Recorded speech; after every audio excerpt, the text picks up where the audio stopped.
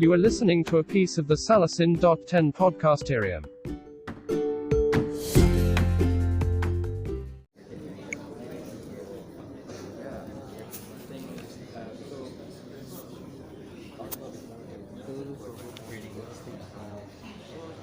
Good morning, everybody.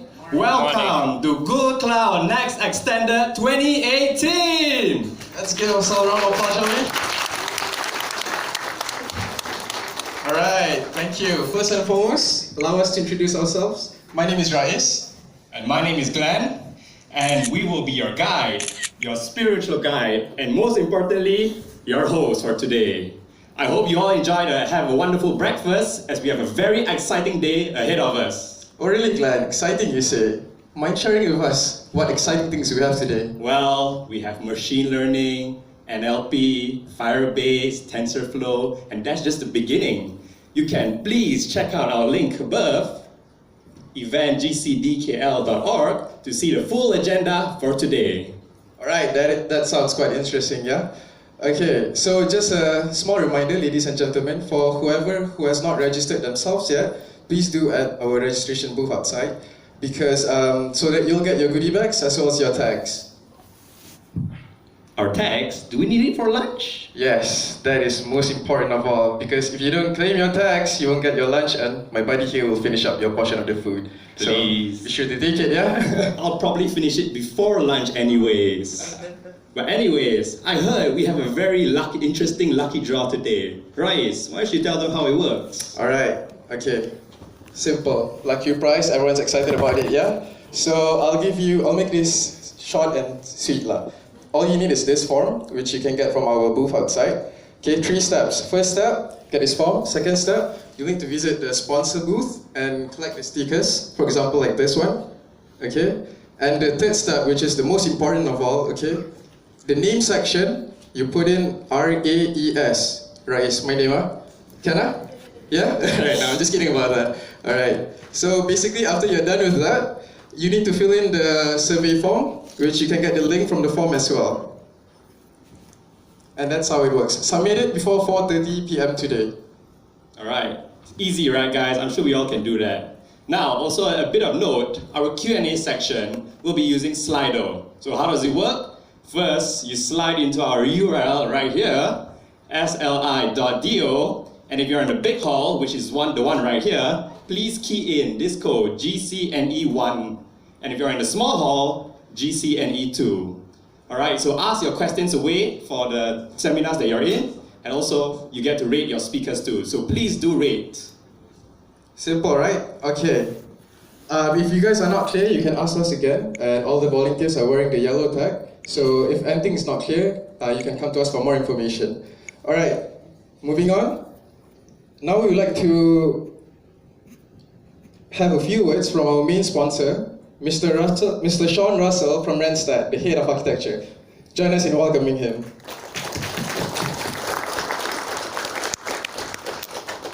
Thanks, Rose. Okay, what a great crowd we've got here this morning, so welcome everyone. My name's Sean, I'm the head of architecture at Randstad Asia Pacific, and at Randstad we believe very much in the human touch to delivering value to our customers, but in particular we want to leverage technology to make that human touch as good as possible for our clients. For those who don't know Randstad, we're a staffing and recruitment company.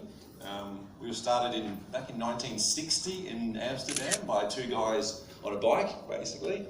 And these days we're in 39 countries, have about 37,000 employees, and every day we help about 660,000 people across the world get work. So it's a stat we're pretty proud of. And also this year we became the largest staffing and recruitment company in the world. So it's also something that's tough to achieve, but we're also very proud of. We, from a tech side, we very much have a tech and touch strategy. We have our own VC fund for HR technology, where we invest in early stage and growth stage startups. I think we have about 10 companies that we either own or startups we own or invest in. Some include HackerRank. You might have heard of HackerRank. It's the right audience for this, I think. Brazen, which is a an event management platform, Pyometrics, which is testing for skills and natural abilities, and there's a few others as well. But I'm not here today to offer anyone any recruitment services. We're here for technology, of course. So in Cyberjaya, we have a software development team, about 3 or 4 years now, about 20 or so people. And then we focus on, well, we use AWS and GCP as our cloud platforms. We spent last year moving our whole data center to the cloud, so that was a fun experience for those who've been through that. And we believe strongly in serverless. We have AngularJS there as for our candidate and client-facing web technologies. And most recently, we've started expanding and growing our team in a low-code platform called OutSystems. So OutSystems is one of the world's leading platforms in low-code. So if anyone's interested in finding out more about Randstad or low-code technologies or anything else about I've mentioned, please come and see us at the booth at the front, grab your sticker, and have a great day. Thank you.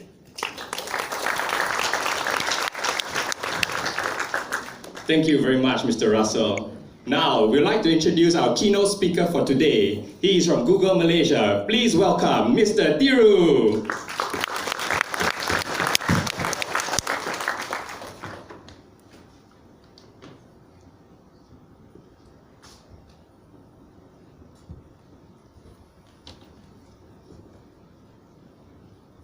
Testing.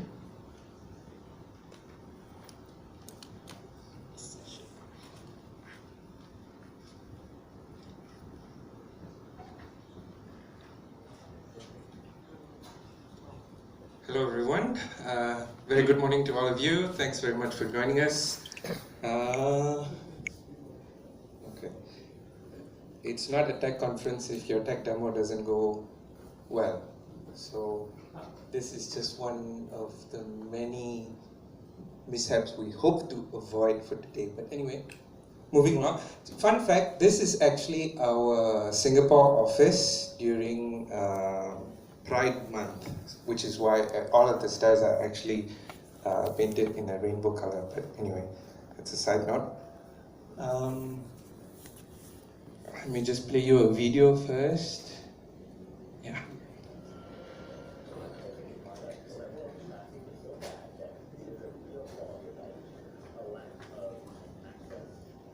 Sounds not working.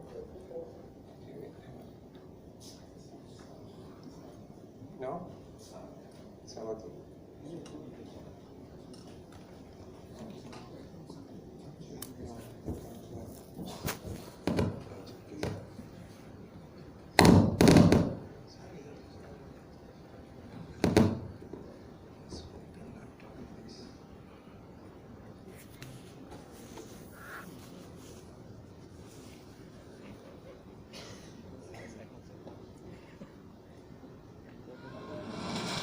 In a place like Jakarta, the level of traffic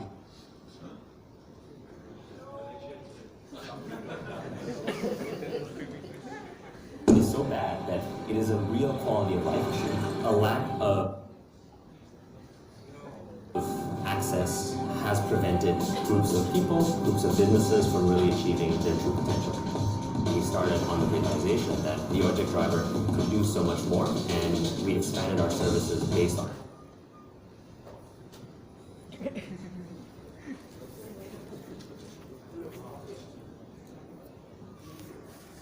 On what we thought would be beneficial for the lives of millions of Indonesians. What created these very organized marketplaces for people to connect to each other. We are solving people's real problems in a very, very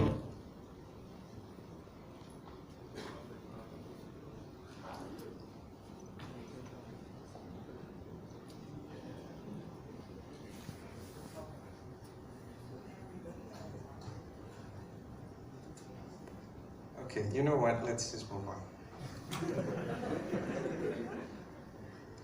Okay, so I'm here to talk to you about our next 2018 announcements. There's a lot of announcements over there. If I'm going to go through every one of those in detail, you'll probably fall asleep and Glenn will probably eat all of your lunch. So let's not do that.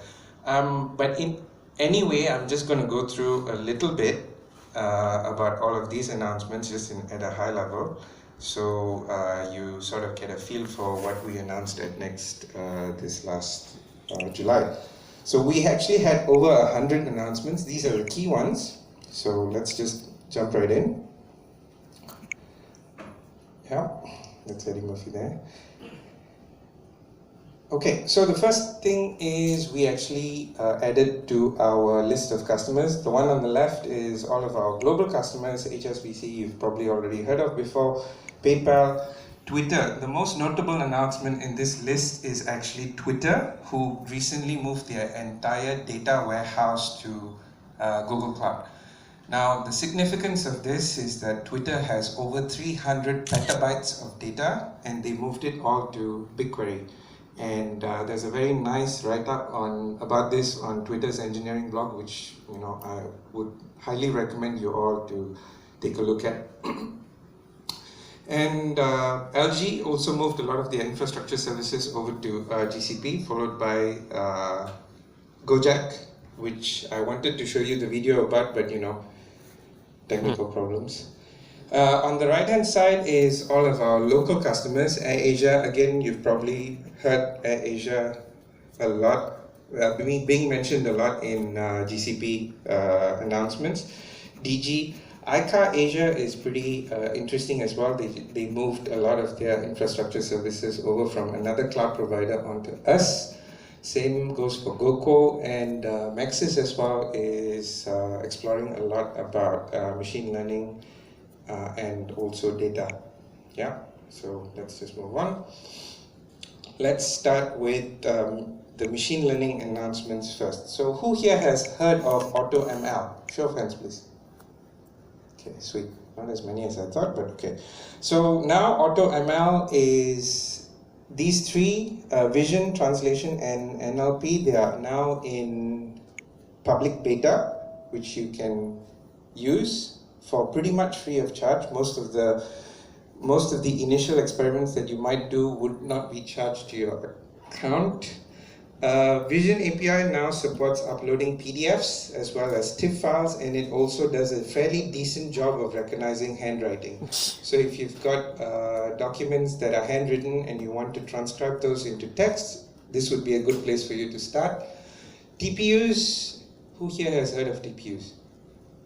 Okay, so basically TPUs are a specialized chip that Google developed to optimize machine learning training and inferencing. So now it's on the third iteration, version 3, and the TPU pods are basically a clustered way of using the second generation TPUs. Dialogflow is Google's chatbot implementation, which is also now a very much more matured product than what it was earlier. So you've got something called knowledge connectors, automatic spell checks, as well as sentiment analysis, which is actually derived from the NLP implementation. And finally, just following on from the Dialogflow announcement is also something that we call Contact Center AI, which is a fully integrated voice solution for contact centers. So Dialogflow gives you a telephone number which your customers can call in, and they can interact with your chatbot as though it were a real person. Looking good so far? Yeah. Okay. So let me just show you a quick demo, which was supposed to work, but as usual it doesn't.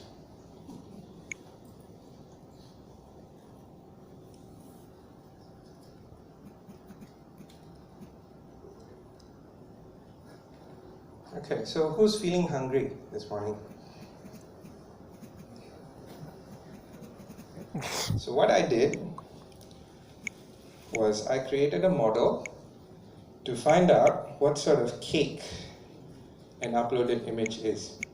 So I didn't write a single line of code to build this model. So hopefully this model should be able to predict if the uploaded image is a black forest cake, red velvet cheesecake, or a strawberry cheesecake. Right? So let's just do some testing, and just for some details, As you can see, there's about just under 2,000 images for the entire data set and about 500 odd images per label. Okay, let's just try and test some things. So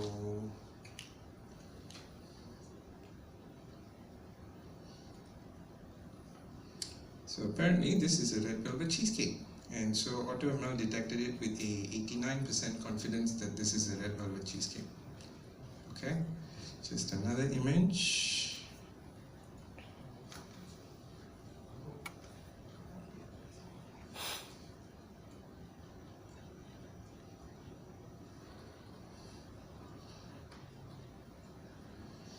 And 100% confidence that this is a Black Forest cake. So the model works. Okay, so let's move back here. All good so far? Anyone feeling hungry? I am. Okay, so HTPUs, just more on the confluence between machine learning and the Internet of Things. So HTPU is actually a very small chip that you can embed within your Internet of Things devices to actually enable edge inferencing for your machine learning model. So this means that you can actually implement some code on your Raspberry Pi and have inferencing done at the edge versus on the cloud itself. Cloud IoT Edge is also an edge runtime that runs on top of something like a Linux, small Linux embedded operating system, or Android things, if you're familiar with that, right? We also did a fair bit of infrastructure announcements, pricing, which you probably are not interested in, so I won't talk about that. Who here has heard of Istio? Okay, so Istio is actually a service mesh service management container implementation that actually runs as a layer on top of Kubernetes. We now offer it as a managed service, but it's still in alpha, so please wait for the announcements. And also we went 1.0, which means that it's finally ready for production implementation. Does anyone use Kubernetes in production here? Cool. Okay, so the next announcement is actually Kubernetes Engine on-premises, which allows you as an organization to actually run your on-premises Kubernetes clusters and then have them managed via GKE on the cloud. So if any of you have seen the Cloud Next video, this is a very cool implementation where someone actually has a server rack on stage. They are running Kubernetes out of VMware and controlling the cluster through the GKE console on the cloud. And of course, it wouldn't be a Google talk if we didn't say the word serverless. So there's something called Knative, which allows you to run containers in a serverless fashion. For those application developers and people who are interested in DevOps, we now have a smooth CI/CD pipeline that triggers as soon as you push code to GitHub. It's a real-time native implementation with something that we call Cloud Build. App Engine is now 10 years old, and to celebrate that, we also have 2 new runtimes, Python 3.7 and 7.2, and what's not listed here is Node.js as well, which is now available in App Engine Standard. Okay, so next is Cloud Functions, which is again pure serverless. New runtimes are available, and there's also something called serverless containers, which means that you actually can leverage Cloud Functions all by just uploading something that is as simple as a container. So you don't actually have to write code, you can just submit your container and it will run as serverless, if that makes sense.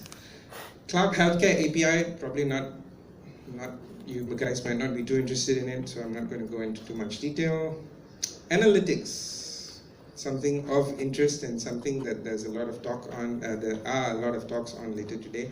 You can now do machine learning straight from BigQuery itself, but this is simple machine learning. You can't do any custom models just yet. You can do things like linear regression and stuff like that straight from BigQuery itself. And of course, you can do clustering now with common key rows within BigQuery for optimized performance. Cloud Composer, who here has used Apache Airflow? Anyone? No? Okay. Apache Airflow allows you to submit jobs and orchestrate workflows across clouds. So you can, if you've got stuff that's running on AWS or Azure, you can actually use Cloud Composer to, perform orchestration across all three clouds. And Dataproc is actually something similar to EMR. Anyone used Elastic MapReduce here? Okay. Right. It's our managed Hadoop clustering offering. So now you can auto-scale based on workloads. Previously you couldn't. You had to size your cluster beforehand and hope that it just works. Now you can actually have it auto-scale. And of course you can upload your custom images and build your machines using those custom images. Database announcements, quite a lot again. I think all of us here probably know Oracle doesn't have too much love for Google. So we still did manage to get some headway into this. So with some specific MSPs, you can actually migrate your Oracle workloads onto GCP. SAP is now a first-class citizen within the GCP world. You can run all of your SAP workloads on GCP now. Firestore is just evolution on top of Cloud Data Store. You don't have any of the old limitations that Data Store had in terms of entity read limits, write limits, acidity, and so on. Bigtable is again another NoSQL database which you can now cluster across regions for optimized high availability and performance. Spanner, if you know about Spanner, Spanner is actually a piece of magic. I really like Spanner because Spanner gives you that global performance of a NoSQL database with all of the things that you love about an RDBMS.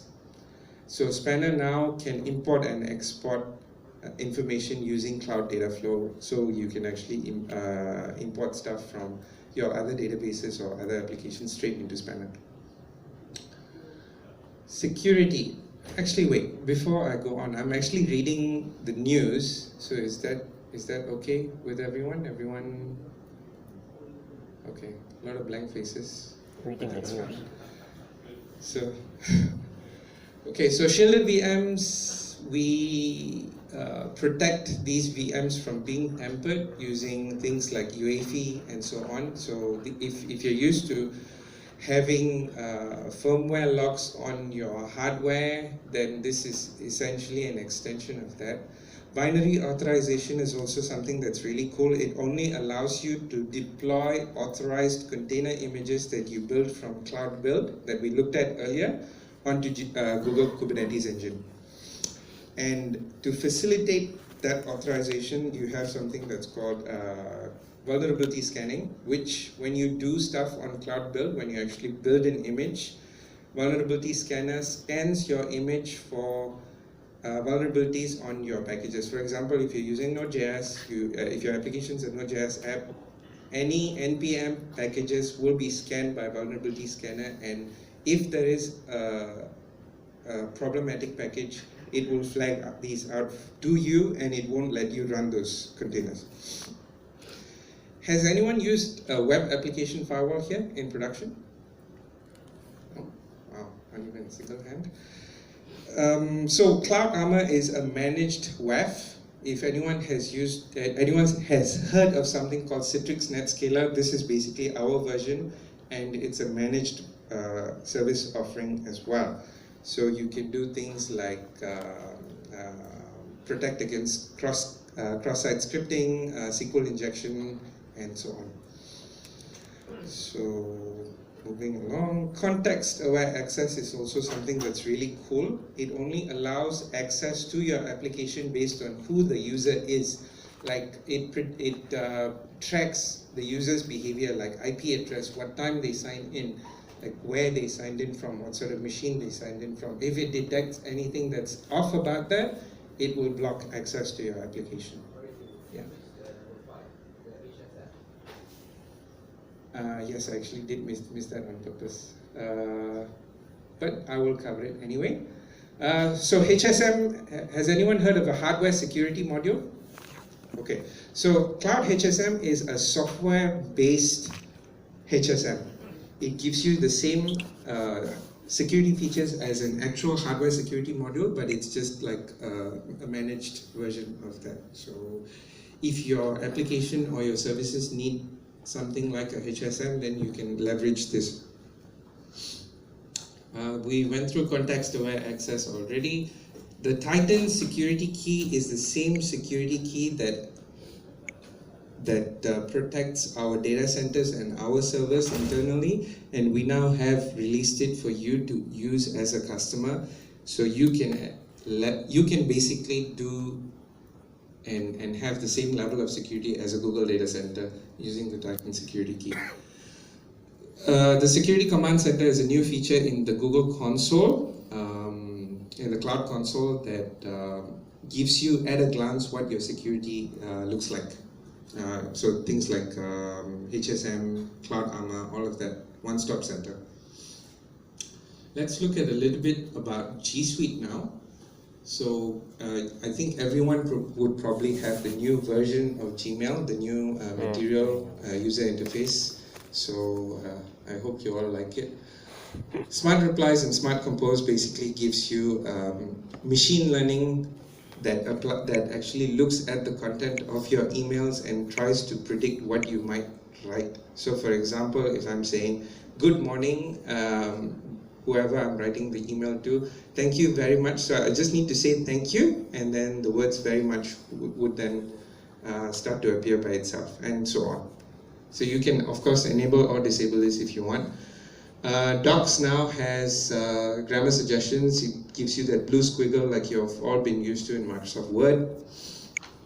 Hangouts, you can use voice commands in Hangouts.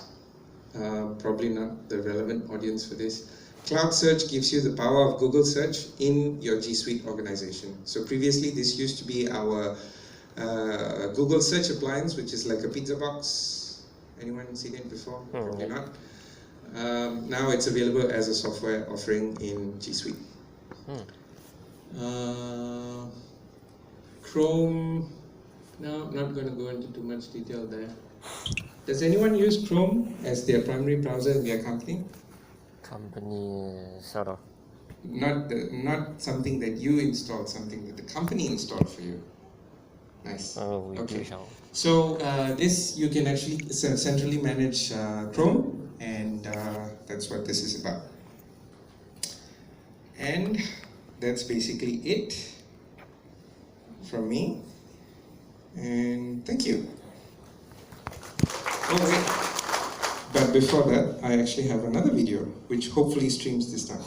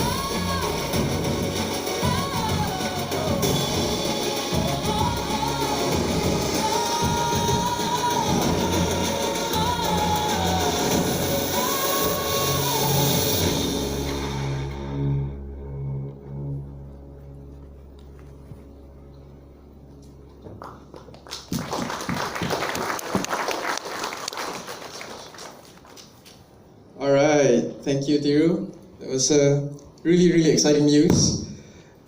Really got me at the strawberry cheesecake. And I saw my friend over there drooling already. He was sitting there like, cheesecake, yeah? All right, okay. As you all know from the agenda, there will be two halls hosting the speakers. One is the big hall, which is here, LT6, and the other one is the small hall, which is at LT8, just outside at the corridor. If you get lost, you can find our ushers wearing the yellow tag. All right, before I let you all go, first of all, I would like to apologize to everybody here about the parking issue. If you have parked at KD over here, there's been a miscommunication. They actually charge RM1 an hour. So any of you who have parked in KD, if you like to move, I would suggest you all park at Utropolis, which has a maximum charge of $360 a day. All right, so thank you everyone for coming today, especially on a Sunday. I hope you all have fun. Please don't forget to socialize and enjoy yourself. Thank you. Right. We'll begin our first speaker in the big hall in just a few minutes. Thank you. You may proceed to the small hall for anybody who is joining for Firebase.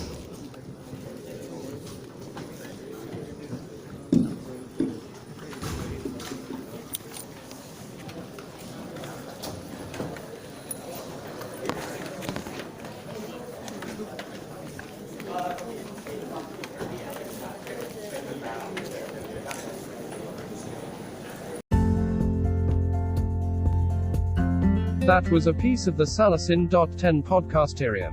It is hoped that you have enjoyed it. If you have any issues, please feel free to leave a comment through any of the channels.